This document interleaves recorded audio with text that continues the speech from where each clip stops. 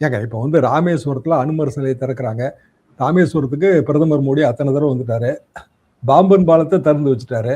அப்ப அங்க 1-2 தொகுதியா ஜெயிப்பாங்கல்ல அப்போ? அததான் நம்ப முடியாதே சார். அங்க ராமர் கோயில் கட்டியே ஃபைசாபாத்ல தோத்தாங்க. இங்க தமிழ்நாட்டுல பாலத்தை திறந்து வச்சு ஜெயிக்க முடியும்னு எப்படி நம்ப முடியும்? நம்பிக்கை நம்ம தானே மக்கள் அரசியல் ரொம்ப வாழ்க்கை. உஷாராச்சே. நம்ம நம்பிக்கை மக்கள் தானே. ரொம்ப உஷாராச்சே. உங்க கட்சி வளரணும்னா நீங்க நம்பணுமா நம்ப வேண்டாமாங்கிறதா என் கேள்வி. இப்ப ரிஸ்க் எடுக்கணுமான்னு அவங்க யோசிக்கலாம். ரிஸ்க் ஒண்ணுமே இல்லையா? உங்களுக்கு மக்களவை தேர்தல்னா ரிஸ்க், நீங்க சொல்றது கரெக்ட்.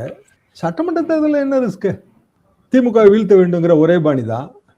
அது உங்க கையில இல்லையே, யார் கையிலுமே இல்லையே. அது அதிமுக வர வேண்டும், திமுக வீழ்த்த வேண்டுங்கிறது மக்கள் கையில் இருக்கிற விஷயம். டெல்லி கையில கிடையாது, எடப்பாடி கையிலையும் கிடையாது. அப்ப இயல்பாக கட்சியை வளர்க்கணும்னா ஒரே வழி தனித்து போட்டியிடுவதுதான். சீமா வளர்ந்திருக்காரா இல்லையா? சரி சார். ஆனா ஆட்சிக்கு என்னைக்கு வர்றோம், அதிகாரத்துக்கு வர்றோங்கிறது தான் இப்ப கேள்வி. அது ஒரு பக்கம் இருக்கட்டும் சார். இப்ப ஜனநாயகம் அப்படிங்கன்னு, அதாவது காங்கிரஸ் கட்சி ஒரு ஜனநாயக கட்சிங்க. நாங்க எல்லாரும் எப்படி வேணா பேசுவோம் அப்படின்னா, இப்படி கிரிஷ் சோடங்கர் பேசி முடிக்கிறாரு. அடுத்து செல்வ பெருந்தகை பிரவீன் சக்கரவர்த்திய காட்டமா பேசி ஒரு ஃபுல் ஸ்டாப் வச்சாரு.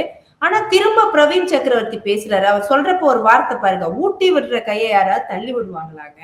பிராக்டிகலி அதிமுக பிஜேபி கூட்டணி, அந்த என்டிஏ கூட்டணியில அது ஒரு அணியா ஃபார்ம் ஆயிடுச்சு. அப்போ திமுகவும் தன் அணியை வந்து வெளிப்படையாக அறிவிக்க வேண்டிய கட்டாயமும் வந்துருச்சு. யூஸ்வலா எல்லாமே தேர்தல் நோட்டிபிகேஷனுக்கு பிறகுதான் இதெல்லாம் உறுதியாகுங்க. இப்ப ரொம்ப ஏழியரா உறுதியாகுது. என்ன காரணம்னா தேர்தலே ஏழியரா வந்துருமோங்கிற சந்தேகம் இருக்கு.